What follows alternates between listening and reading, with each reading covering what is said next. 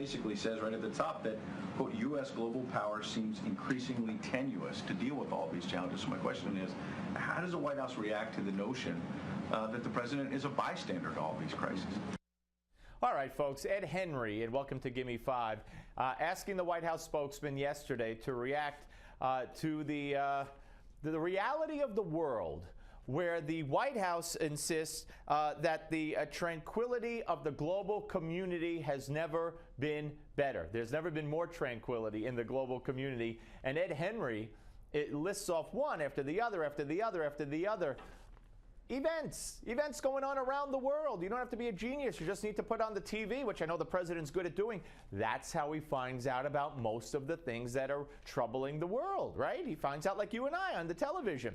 And it's one hotspot danger zone after the next hotspot danger zone.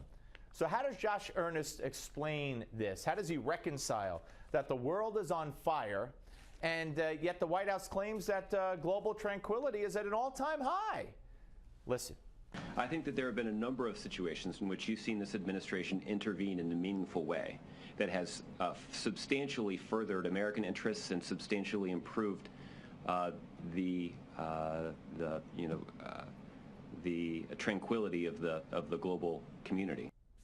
Yeah, Barack Obama has improved the tranquility of the global community. Forget Libya, forget Egypt, forget what's going on now in Iraq, forget Boko Haram, which we just found out recently has killed over 2,500 people.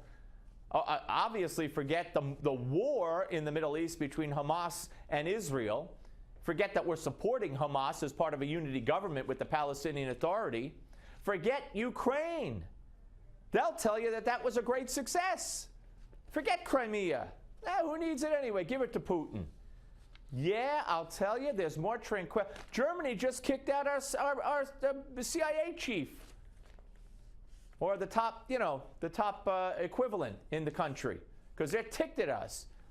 But global tranquility has never been better. Again, the grass is blue, the sky is green. That's what they'll have you believe. And if you don't buy that, something is wrong with you. More. Attorney General Eric Holder came out and he said that the inflow of Westerners into the civil war in Syria is, quote, the most frightening thing, more frightening than anything I have seen as Attorney General. You had the foreign policy experts in the Wall Street Journal talk about how this is instability not seen since the 1970s. They're not exactly an impartial source, though. A terrorist group. What's the front page of the Wall Street Journal? This was not a partisan. These were not just partisan foreign policy experts.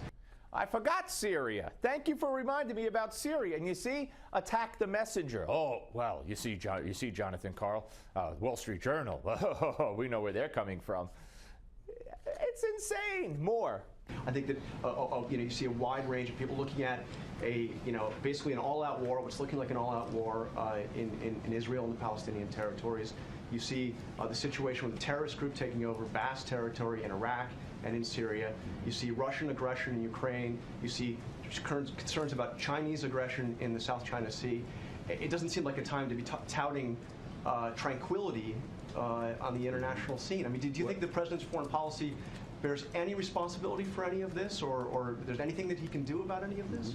Good question, Jonathan, but how dare you, by the way, how dare you ask these questions? You got a problem with the black man in the White House? Here's Mr. Earnest. Here's the answer. I think what the president has been really clear about is that he will allow one core principle to guide his thinking about what we can do to advance U.S. interests in each of these hotspots that you've mentioned. And that's the national security interests of the United States of America. There is an important role for the United States to play. The U.S. influence continues to be important to resolving so many of the situations that you cited. All right, look, what could I say? That's a non-answer to a very legitimate, very serious, very pressing set of questions on the part of Jonathan Karl. But what do you expect? It's the Obama White House on the Steve Malzberg Show.